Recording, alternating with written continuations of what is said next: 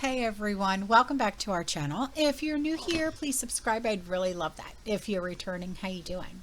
What we're going to be talking about today is starting our own gardens and growing our own food, okay?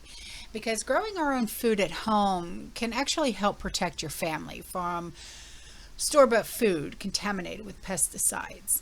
And aside from being contaminated by various chemicals, store-bought foods rarely provide any nourishment because they're grown in very shallow kind of way, such as soil lacking the right levels of NPK to produce nutritious produce, growing fruits and vegetables in quality soil that is full of trace minerals. And if you want to have, or to harvest nutritious food.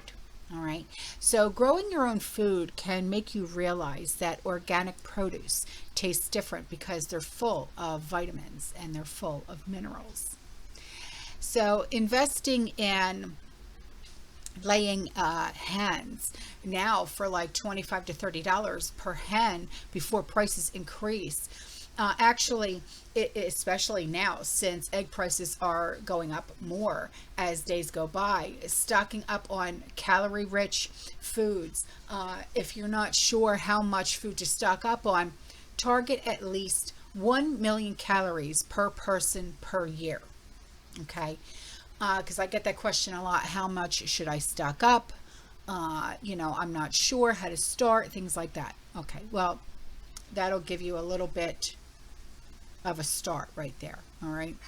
So if you're on a tight budget, let's talk about going to Costco, Sam's Club, buy 10 50-pound bags of beans, 10 50-pound bags of rice, okay, which totals about 1 million calories. All right. And even if you don't eat a lot of rice, or if you don't eat a lot of beans, when SHTF happens, you can use the food in your stockpile to trade for other things. And once you buy food for your stockpile, you should protect them from pests like rodents. Pack them in 5-gallon buckets. Add oxygen absorbers to make them last longer. If you have the budget, investing in a small flock of backyard chickens, I think, is wonderful. I wish I could do that here. I know a lot of people who do actually have that. I wish, like I said, I wish I could do that. If you have 6 laying hens, 1 laying hen will lay about 250 eggs in 1 year, because they will need some time off when it's too hot or when it's too cold. And they also won't be able to lay eggs every single day of the year, since they will need to mold their feathers. But if you have 6 laying hens, you can expect about 250 eggs, which means you can get at least 1,500 eggs a year.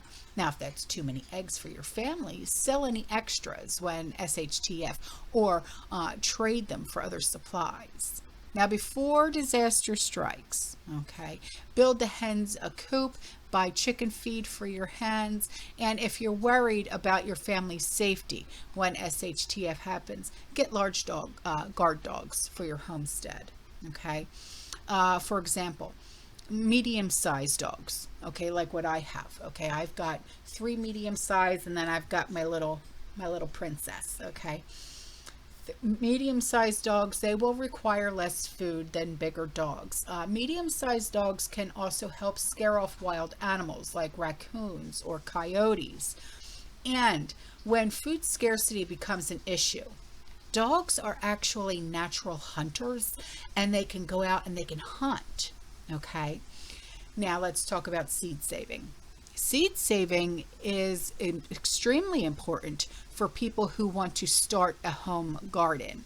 So before SHTF, okay, you should learn how to save your seeds and have a local network for seeds, because you might not be able to save all the seeds for all the different things that you want to grow. So fortunately, you can trade seeds with a network of fellow home gardeners or other preppers. Getting involved with different master gardener groups or other prepping communities. Starting a home garden also brings you one step closer to being self-sufficient, which is crucial if you want to survive a post-SHTF world. So even if you're new to gardening, okay, starting small and learning from your mistakes can help you become more experienced gardener, and the more you keep learning and experimenting in your new garden.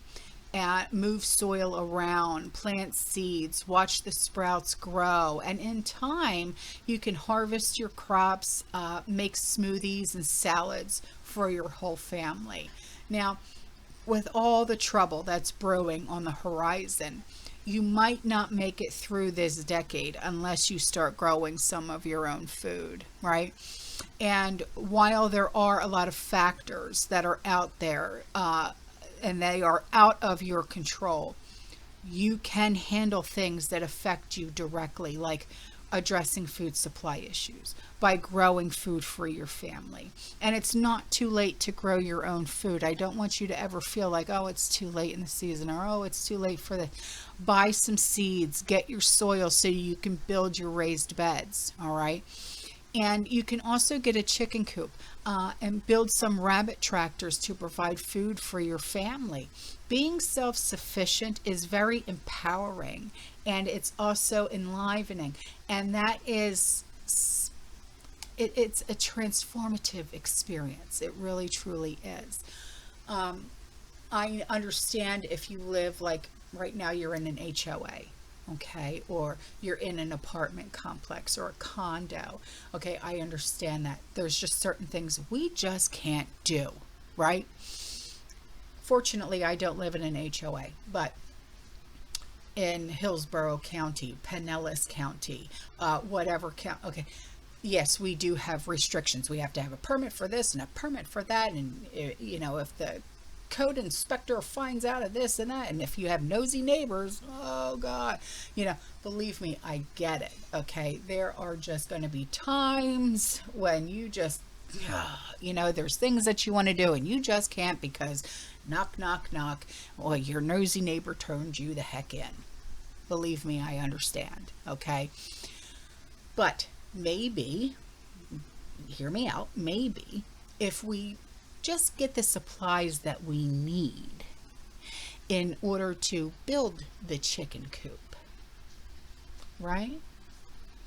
And then later on down the line, right? Say we have a friend who already has chickens and they have chicks, right? Maybe we can get those chicks for our chicken coop that we can now build because we already have the supplies. Right on. You know, get yourself that greenhouse that you've always wanted because you saw that on Amazon. You know, you don't have to put it together right now. You know what I'm saying? Get those raised beds, even if they're the fabric ones. Those work just wonderful. And matter of fact, I like those better because you don't have to worry about drainage. All right. So, you know, there's different things that you can do. There really is. Start your compost pile anyway. Get one of those, you know, the trash cans, you know, the cheap ones that you can get at Rural King or whatever. Get your trash can, start your compost right now anyway. Okay. There's a lot of things that you can do that are under the radar. Okay. There's a lot of things that you can do. Don't worry about it. Okay. We'll get through this. Okay, if anybody else has any tips and tricks, put those in the comment section.